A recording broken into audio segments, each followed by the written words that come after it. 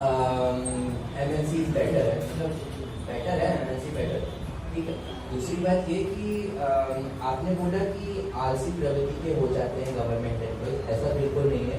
मेरी दीदी government employ है, मेरे पापा भी गवर्नमेंट एम्प्लॉय थे। उन लोग दिन भर भागा दौड़ी करते रहते थे। पापा ट्रेजरी में थे, रात को 10:30-11 बजे घर आया करते थे। उसके बाद भी मम्मी के साथ खाना बनवा दिया करते थे। तो मुझे नहीं लगता कि कोई आलसी प्रवृत्ति का इंसान ऐसा कर सकता है। दूसरी बात, मेरी दीदी गवर्नमेंट जॉब में, उनका एक बेटा है 4 साल का, उसे पढ़ाती हैं, घर का खाना बनाती हैं। आलसी प्रवृत्ति का इंसान ऐसा नहीं कर सकता। तीसरी बात, आप अभी गवर्नमेंट ऑफिस में जाइए, ट्रेजरी में जाइए, कलेक्टेड कैंपस में जाइए, हाईकोर्ट में जाइए, रिजर्व बैंक जाइए, स्टेट बैंक जाइए, वहाँ पे जो भी आपको क्रिएटिविटी दिखती है, क्रिएटिविटी बस आपके वर्क में या पीपीटी फाइलिंग में नहीं दिखती है, आपको ऑफिस के कल्चर में भी दिखती है। तो आपकी क्रिएटिविटी वहाँ दिख जाएगी। और मैं बिल्कुल निर्भर नहीं करता इस पॉइंट का कि गवर्नमेंट एम्प्लॉयज़ आलसी प्रवृत्ति के होते हैं, बिल्कुल नहीं होते। दूसरी बात, प्रतीक्षा दीदी ने बहुत अच्छा पॉइंट बोला था रिजर्वेशन का। और फिर दीदी ने बताया था कि जैसे ही 4 साल की इंजीनियरिंग करो, 4 साल की इंजीनियरिंग में करीब, यहाँ कोई इंजीनियर है, लगभग मान लो 4 साल की इंजीनियरिंग में 50 एग्जाम्स होते हैं, मान लो। उसके बाद एक MNC आती है और आपको 10,000 का जॉब ऑफर करता है। डिजर्व करता है कि इंजीनियर 10,000 का जॉब?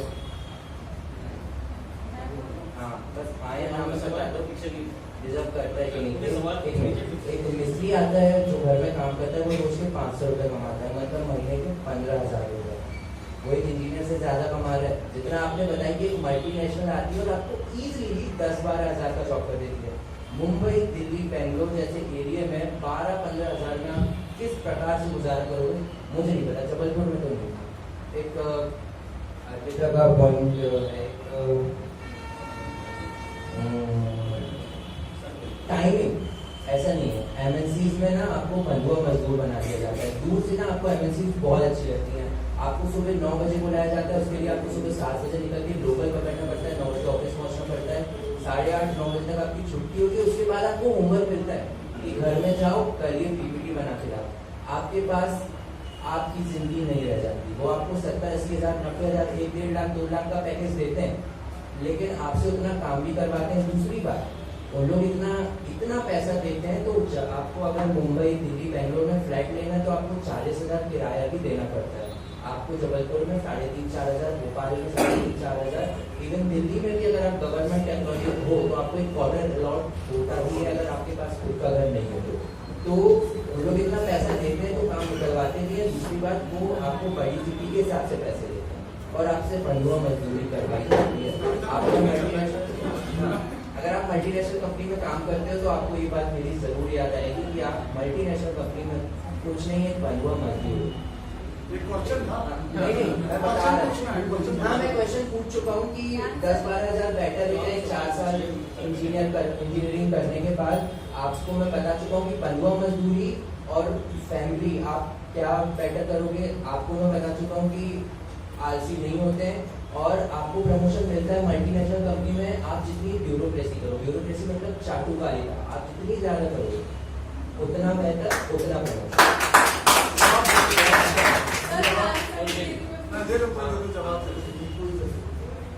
हर्ष ने बोला कि इंजीनियरिंग करने में 50 एग्जाम होते हैं। कौन से 50 एग्जाम?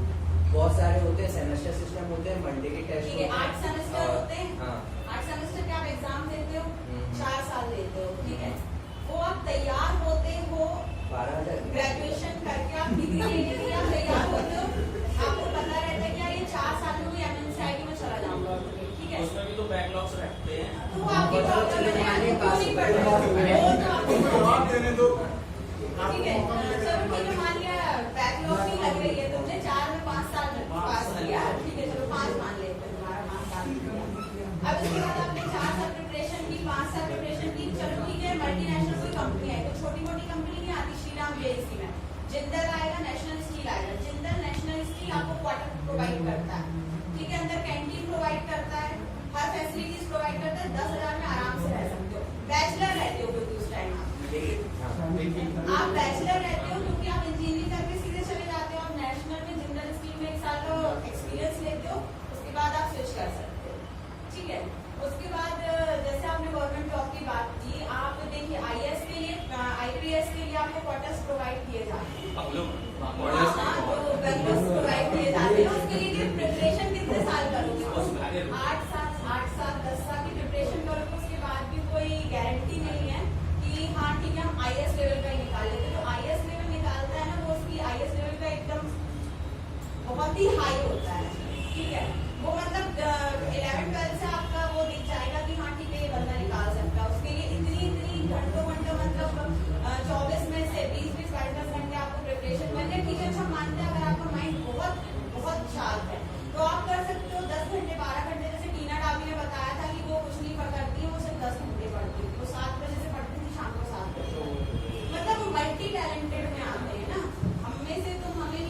कोई हम मल्टी टैलेंट की तो यहाँ नहीं बैठे होते, कहीं ना कहीं IAS की जॉब करते होते।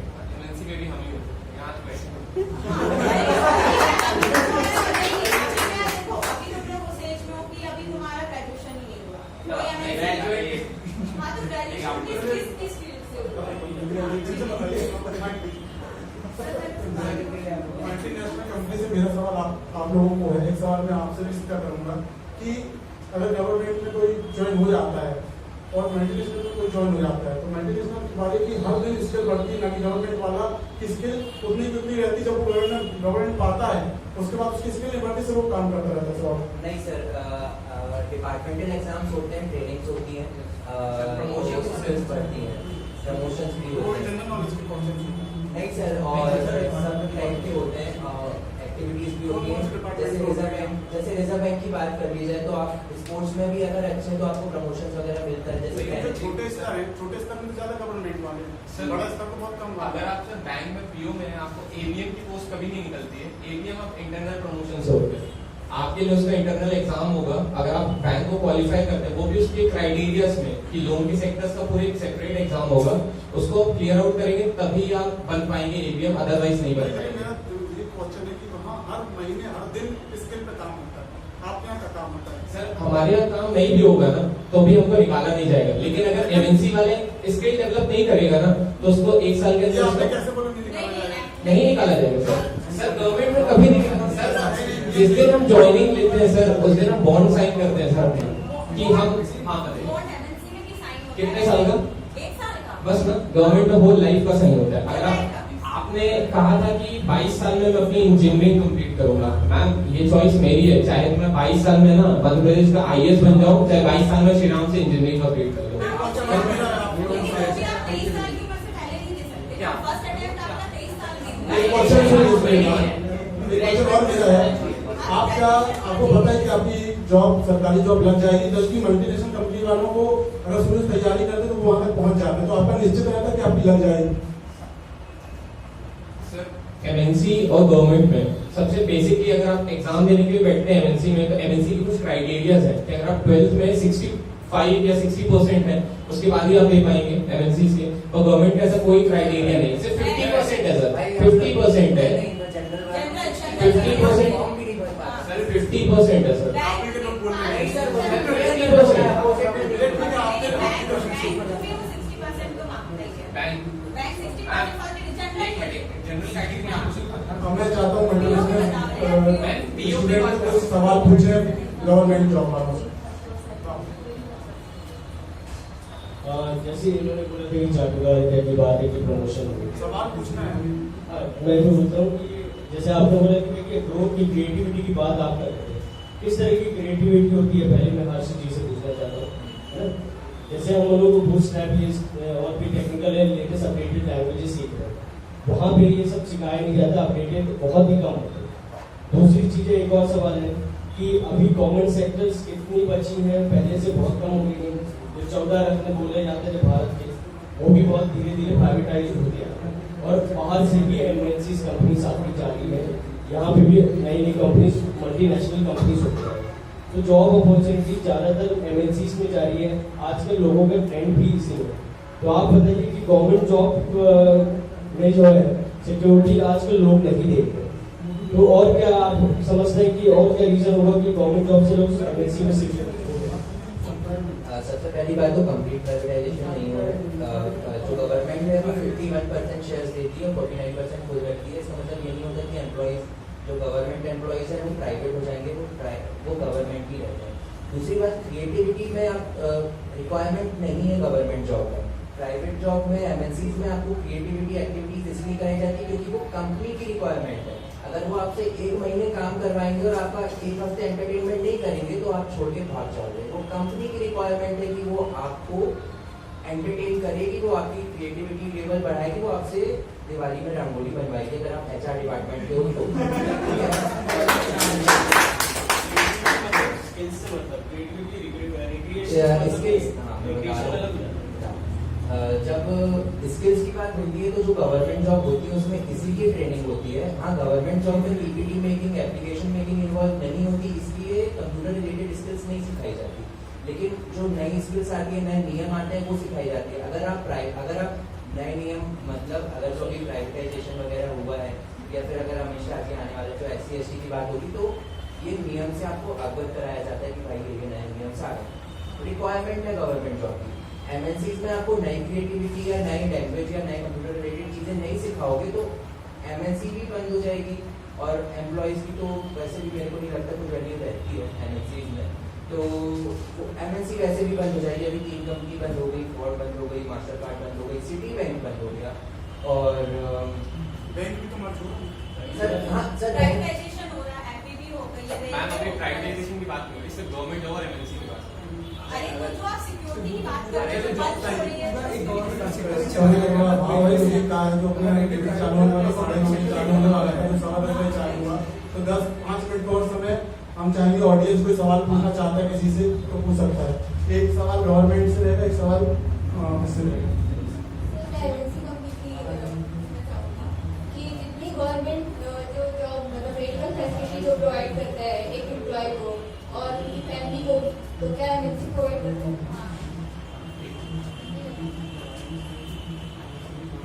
अभी मल्टीनेशनल कंपनी है ये KEC, वो यहाँ पर जॉब सिक्योरिटी भी प्रोवाइड करता है और ऊपर से जितना भी जो पैटर्निटी लीव मिलती है, मैटरनिटी लीव मिलती है, सारी प्रोवाइड करता है और जो बच्चों के टाइम पे जो जितना भी अमाउंट होता है वो कैशलेस वो पे करता है। कोई और सवाल किसी का? सर इसका सवाल है। हाँ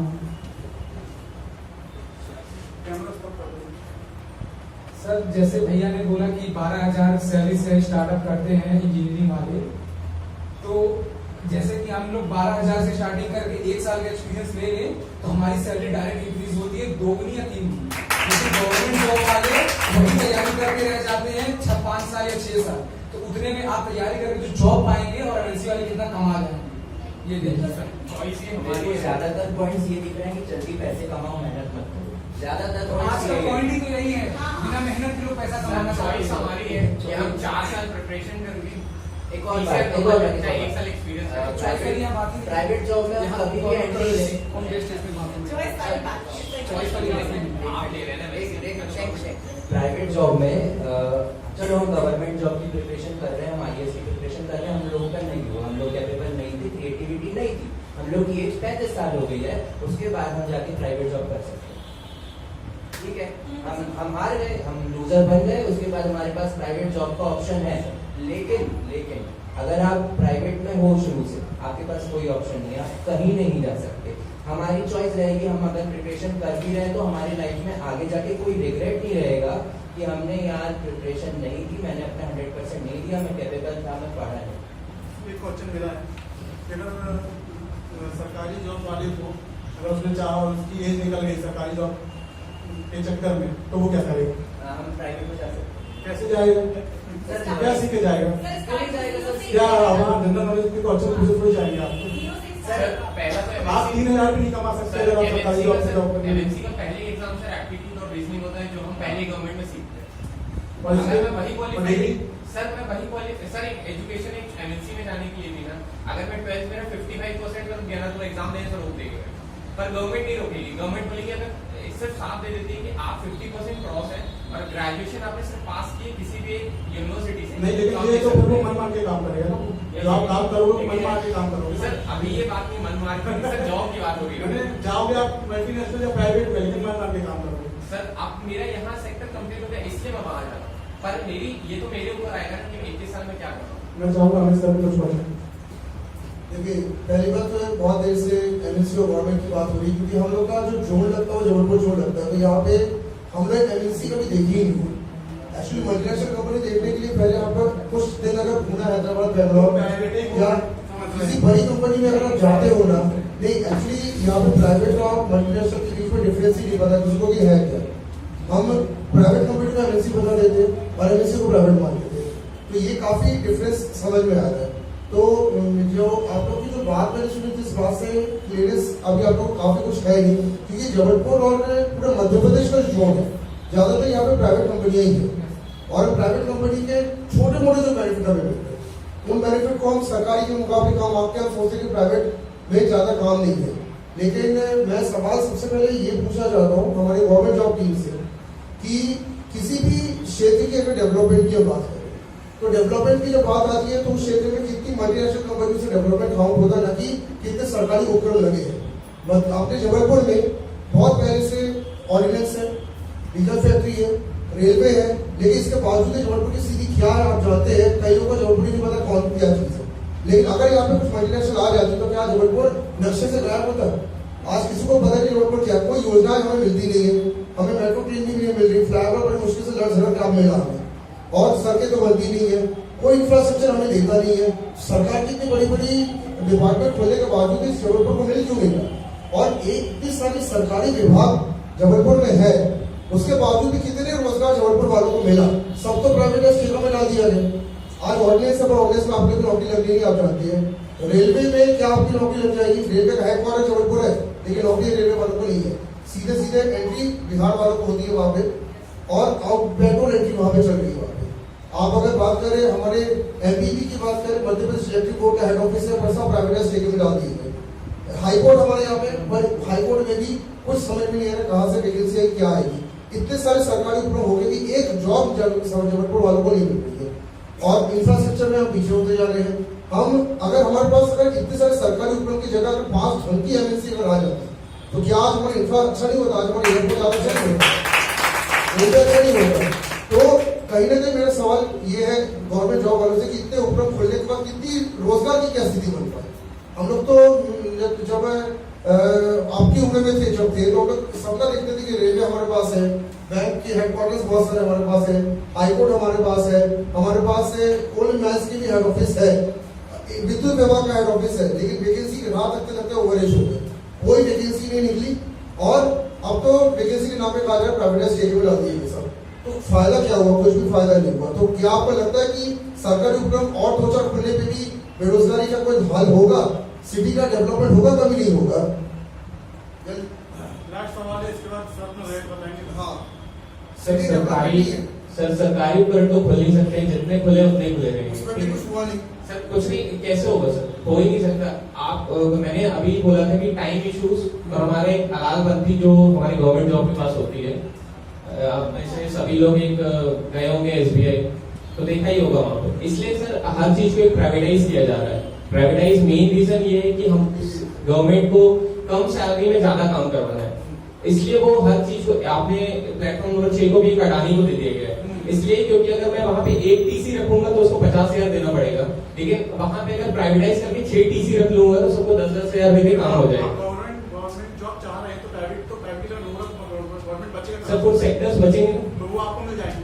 नहीं सर, तो ऐसा तो जरूरी नहीं है कि एमएनसी तो पहले बाहर कर लेगी ना मेरे को। मैं भी कह रहा हूँ मेरे 12th में परसेंटेज नहीं है तो मैं तो एमएनसी के लिए एलिजिबिलिटी नहीं बैठी है मेरी। लास्ट राहुल बोलेगा इसका सर। शैंकी जी आपका और नर्सरी का बहुत अच्छे सवाल है, जवाब दे दो। देखिए आपने बोला था कि एमएनसी से रिलेटेड जो प्रेस है, अगर आप बोल रहे हैं कि जैसे मैंने जनरल एप्टीट्यूड एमएनसी में एक कंपनी में किया, उसमें सिलेक्शन हुआ, मुझे अगली कंपनी में अगर मैं अप्लाई करता हूँ तो वो उसके लिए मुझे ये चीजें थोड़ी बेटर नॉलेज में होगी कि मैं उसमें अप्लाई कर सकता हूँ। वो भी गवर्नमेंट में जब जॉब्स निकलती है बहुत टाइम टेकन ले कि मतलब 6 महीने बाद आई, 5 महीने, 1 साल बाद आई है। लेकिन एमएनसी में हर दिन या हर हफ्ते में जॉब निकलती रहती, हर एक कंपनी एमएनसी में, एक ही एमएनसी कंपनी नहीं है इंडिया में, तो हम हर जगह अप्लाई कर सकते हैं। इसमें अपॉर्चुनिटीज है जो आप 55% से परसेंटेज की बात है। दूसरी बात में आती है कि सर ने जिस तरह से बताया है टेंडर्स की, आज ही मैंने व्हाट्सएप में स्टेटस देखा है कि एमपीपी भी अडानी के अंडर जा रहा है। और क्यों जा रहा है? दूसरी एक और बात, हम मुंबई है, हम बोलते हैं मुंबई है, बेंगलुरु है ना, जबलपुर क्योंकि गवर्नमेंट ओरिएंटेड ज्यादा यहाँ पे जॉब्स है। जबलपुर नक्शे में या इंडिया के टॉप 10 कंपनीज में नहीं आता है एज पर फाइनेंशियल और सोशल लेवल, लेकिन बेंगलोर आता है, दिल्ली आता है, इवन बाहर की कंपनी से तो हांगकांग हो गया, शंघाई हो गया, न्यूयॉर्क हो गया, ये बाहर की कंपनी से भी जाना जाता है, ना कि कोई गवर्नमेंट सेक्टर से पर्टिकुलर जाना जाता है। ठीक है,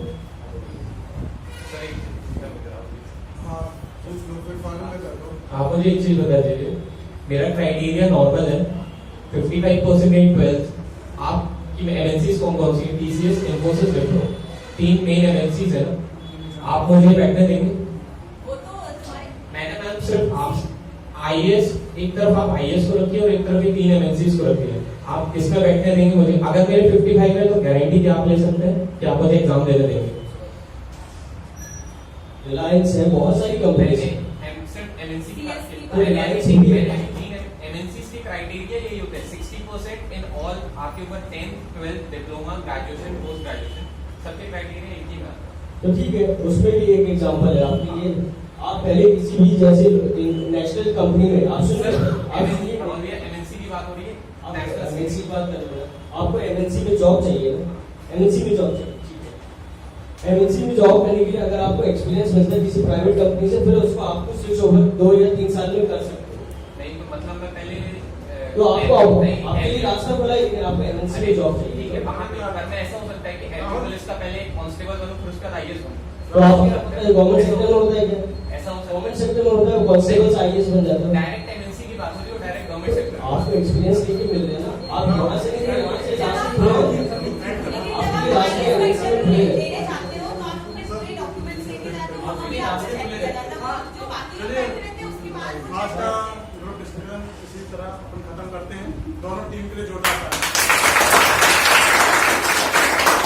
तो बहुत अच्छा लगा कि आप लोगों ने काफी कुछ पॉइंट्स बताए। अब विस्तार ग्रुप की तरफ से मैं यहाँ पे एमएनसी और गवर्नमेंट जॉब दोनों पे एक प्रकाश डाल रहा हूँ। देखिए, समय जब आज़ादी का, जब भारत जब आज़ाद हुआ था, उस समय हमारे पास बहुत अच्छी कंपनियां नहीं थी, हमारे पास इंफ्रास्ट्रक्चर नहीं था, हमारे पास पैसा नहीं था। तो उस समय हमारे पास एक ही ऑप्शन था, गवर्नमेंट जॉब, क्योंकि हमारे पास ऐसा कुछ था कि हम एक छोटे दुकान भी नहीं खोल पाते थे, निर्धन देश था उस समय। तो उस समय हम लोगों ने क्या किया, गवर्नमेंट जॉब पे फोकस किया। हमारे बाप दादाओं ने गवर्नमेंट जॉब पे ज्यादा फोकस करके वहां पे काम किया। लेकिन वक्त के साथ क्या हुआ, लोगों के पास पैसा आने लगा, लोगों के पास स्थायित्व आने लगा, लोगों के पास जमीन जायदाद बढ़ने लगे। तो अब धीरे धीरे करके सरकारों ने गवर्नमेंट पर जो लोड एक्स्ट्रा था सैलरी का, उसको घटाने का निर्णय लिया।